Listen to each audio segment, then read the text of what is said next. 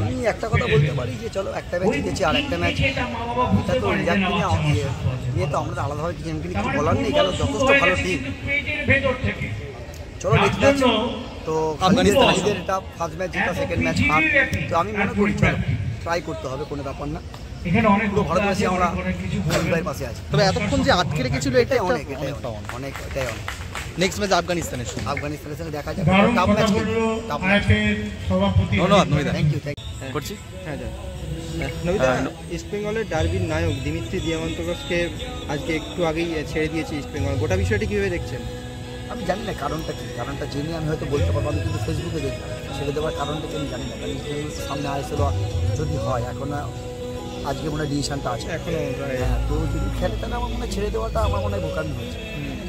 মোটো প্লেয়ারকে আমার মনে হয় রাখা উচিত, আমি জানি না ভিতরে কবে, এটা আমার একদম পার্সোনাল, থাকলে ভালো হতো। এবং খালিদ জামিলকে কীভাবে দেখছেন? যে খালিদ জামিলের প্রথম জয়টাকে অবশ্যই আমরা হ্যাটসঅ্যাপ দেবো, কারণ 17 বছর পরে রাজস্থানকে হারানো, এবং আমরাও খেলেছি অনেকবার, আমরা হেরেছি, ড্র করেছি, জিততে পারিনি, কিন্তু ভালো জয়।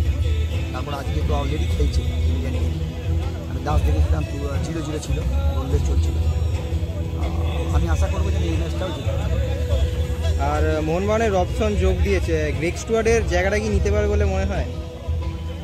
আমি রবসনের তো খেলা সেরকম দেখি না, যতক্ষণ না খেলছে ততক্ষণ কিছু বলা যাবে না, শরীরের মানে বডির কন্ডিশন কী আছে, কী জায়গায় দাঁড়িয়ে আছে, কতটা ফিট আছে, এগুলো দেখতে হবে, অনেক কিছু এগুলো রেডি করে। Are great steward great footballer, ওকে নিয়ে আলাদাভাবে বলতে হবে না, ও থাকলে মোহনবাগান চলে, না থাকলে কানা স্টুয়ার্ড গ্রেট ফুটবলার, আমি কেন সবাই বলি।